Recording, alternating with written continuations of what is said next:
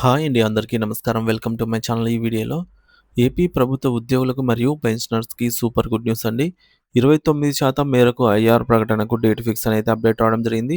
దీనికి సంబంధించిన పూర్తి వివరాలు వీడియోలో తెలుసుకుందాము. వీడియోని అయితే ఎక్కడే గాని స్కిప్ చేయకుండా ఎండ్ వరకు చూసేయండి. అప్పుడే ఇన్ఫర్మేషన్ పూర్తిగా అర్థమవుతుంది. అలాగే ఈ వీడియో చూస్తున్న ప్రతి ఒక్కరు వీడియోకి లైక్ చేయండి ఫ్రెండ్స్. ఈ వీడియోని తోటి ఉద్యోగ, పెన్షనర్ మిత్రులతో అయితే షేర్ చేయండి. కొత్తగా మన ఛానల్‌ని చూస్తున్నవారు ఇంకా ఎవరైనా సబ్స్క్రైబ్ చేసుకోకుంటే వెంటనే మన ఛానల్‌ని సబ్స్క్రైబ్ చేసుకోండి. సో, దీని ద్వారా నేను చేసే లేటెస్ట్ వీడియోస్ అన్నీ మీ వరకు రీచ్ అవుతాయి. ఇక ఆలస్యం చేయకుండా వివరాల్లోకైతే వెళ్ళిపోదాము.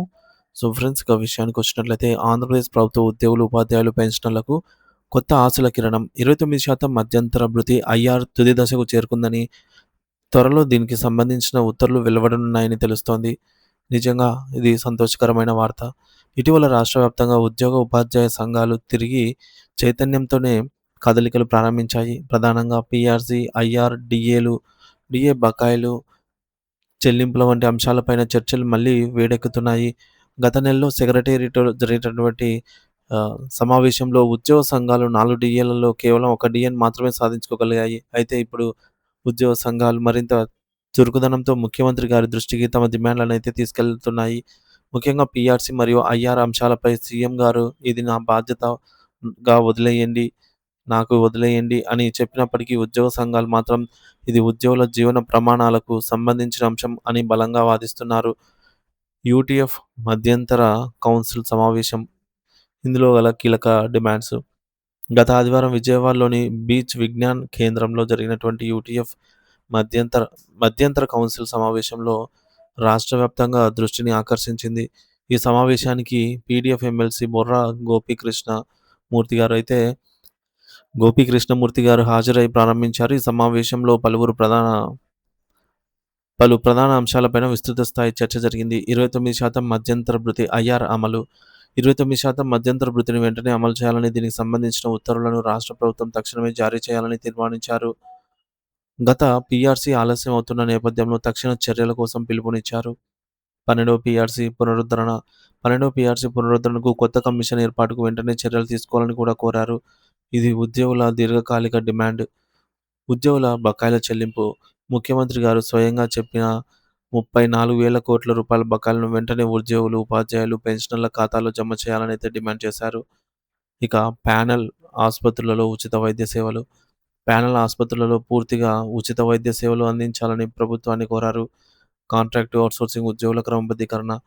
ఎన్నో ఏళ్లుగా పనిచేస్తున్న కాంట్రాక్ట్ మరియు ఔట్‌సోర్సింగ్ ఉద్యోగుల సేవలను క్రమబద్ధీకరించాలని, అలాగే ఎంటీఎస్ ఉపాధ్యాయులను కూడా రెగ్యులరైజ్ చేయాలని డిమాండ్ చేశారు.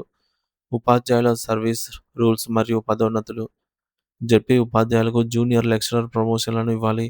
మున్సిపల్ టీచర్లకు పీఎఫ్ సౌకర్యం అయితే కల్పించాలి.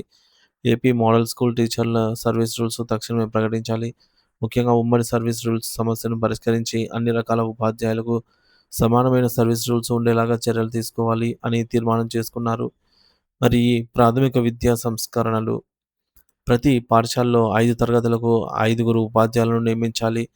ప్రతి తరగతికి ప్రత్యేక గదిని ఏర్పాటు చేయాలి. 20 మందికి పైగా విద్యార్థులు ఉన్న పాఠశాలలో ప్రీ ప్రైమరీ తరగతులు ప్రారంభించి రెగ్యులర్ టీచర్లను నిర్మించాలి. విద్యా మానిటరింగ్ వ్యవస్థను బలోపేతం చేయాలి. విద్యార్థుల అడ్మిషన్లు ఫిబ్రవరిలోనే ప్రారంభం చేయాలి. ఈ ప్రక్రియలో ఉపాధ్యాయులు, విద్యా కమిటీ సభ్యులు, ప్రజాప్రతినిధులు పాల్గొనాలనైతే సూచించారు.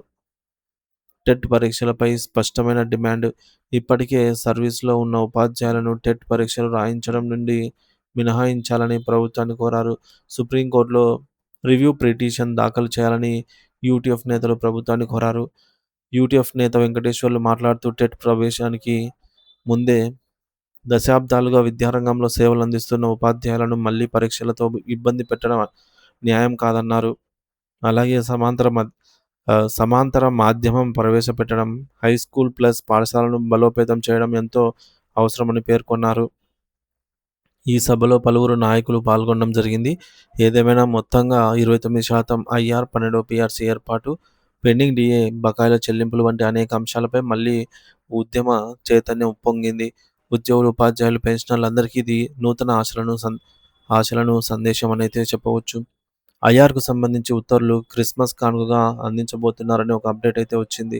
ఇది ఎంతవరకు నిజం అనేది ప్రభుత్వం ఆహ్, ప్రభుత్వం దీనికి సంబంధించిన జీవోని విడుదల చేస్తే గానీ స్పష్టత అయితే రాదు.